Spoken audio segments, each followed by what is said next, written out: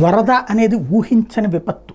మామూలుగా ఎవరు అనుకునున్న సామాన్లన్నీ ప్రిపేర్డ్గా ఉండేవాళ్ళు, ఏదన్నా అంతవరకు అయితే నీళ్లు మునిగేది, ఆ తర్వాత బయటకు వచ్చేవాళ్ళు సెటరేట్ అయిపోయేది. కానీ అనూహ్యమైనటువంటి వ్యవహారంతో ఎదురైనటువంటి సమస్య కాబట్టి జాగ్రత్తగా ఆలోచించాల్సినటువంటి సందర్భం. ఇప్పుడు వరద ముంపు తగ్గిన తర్వాత ఇవాళ అందరూ సహాయం చేయడానికి ముందుకు వస్తున్నారు. Very good. అంతకుముందు కూడా రెండో రోజు నుంచినే చాలామంది ఆహారం పొట్లాలు, నీళ్ల పొట్లాలు, బ్రెడ్లు ఇట్లాంటివన్నీ తెచ్చారు. నేను ఆ రోజునే ప్రస్తావించున్నాను.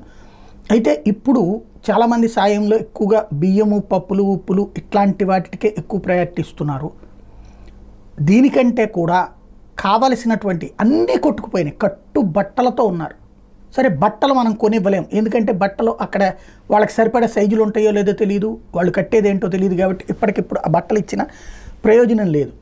కాబట్టి నెక్స్ట్ అక్కడ కావాల్సినటువంటి వాటిలో యుటెన్సిల్స్ కావాలి, వంట సామాగ్రి కావాలి, గ్యాస్ పొయ్యలు కావాలి, అలాగే బల్బులు ఇవన్నీ కూడా పోయినాయి. అక్కడ ఏది కరెంటు సిస్టమ్స్ డౌన్ అయిపోయినాయి కాబట్టి అట్లాంటి పాడైపోయినాయి.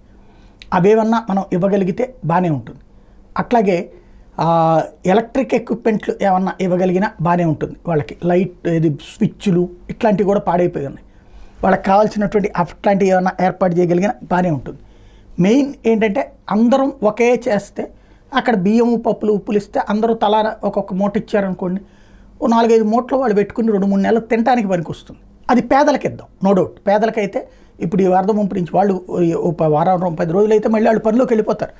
వాళ్ళకు 2-3 నెలలకి ధైర్యం ఉండేటటువంటి విధంగా చేయడంలో తప్పలేదు. ఈవెన్ వాళ్ళకు కూడా ఇప్పుడు ఈ సామాగ్రి అన్నటువంటిది అతిపెద్ద సమస్య అయింది. కాబట్టి ఎవరైనా సాయం చేయదలుచుకుంటే సామాగ్రి మీద దృష్టి సారించండి. వాళ్ళకి ఇవ్వడానికి మీ ఇష్టం మీది. కాకపోతే నా సజెషన్ అయితే మిమ్మల్ని పర్మనెంట్గా మీ వలన వాళ్ళకి ప్రయోజనం చేకూరుతుంది, అది ఆలోచించండి.